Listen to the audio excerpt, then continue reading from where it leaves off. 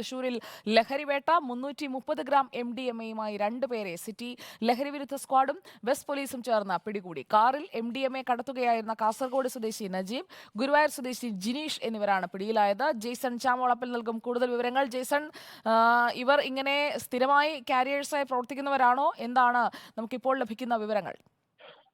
പോലീസിന് ലഭിച്ച രഹസ്യ വിവരത്തിന്റെ അടിസ്ഥാനത്തിലാണ് നടത്തിയ പരിശോധനയിലാണ് ഇവരെ പിടികൂടിയിരിക്കുന്നത്. ഒരുപക്ഷെ സംസ്ഥാനത്ത് തന്നെ ഏറ്റവും അധികം ഗ്രാം MDMA പിടിക്കുന്നത് ഇവിടെ നിന്നായിരിക്കും. ഇപ്പൊ 330 ഗ്രാം എന്ന് പറയുന്നത് വലിയ അളവാണ് MDMA സംബന്ധിച്ച്. അതുകൊണ്ട് തന്നെ ഏറ്റവും വലിയ MDMA പിടുത്തം എന്ന് പറയാൻ ഇതുമായി ബന്ധപ്പെട്ട് രണ്ടുപേരെയാണ് തൃശൂർ സിറ്റി പോലീസിന്റെ ലഹരി വിരുദ്ധ സ്ക്വാഡും തൃശൂർ വെസ്റ്റ് പോലീസും ചേർന്ന് പിടികൂടിയിരിക്കുന്നത്. കാറിൽ MDMA കടത്തുകയായിരുന്നു. ഇവർ സ്ഥിരമായി ഇങ്ങനെ മയക്കുമരുന്നുകൾ കൊണ്ടുപോകുന്ന സംഘത്തിൽപ്പെട്ടവർ തന്നെയാണെന്നാണ് പോലീസിന് ലഭിച്ചിരിക്കുന്ന വിവരം. വിശദമായി ചോദ്യം ചെയ്യൽ നടന്നു വരികയാണ്.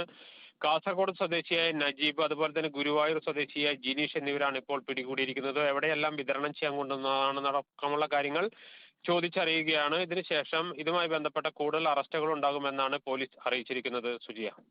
ഓക്കെ, ജെയ്സൺ ചാമോളപ്പിലാണ് വിവരങ്ങൾ നൽകിയത്. വൻ അളവിലാണ് MDMA പിടികൂടിയിരിക്കുന്നത്.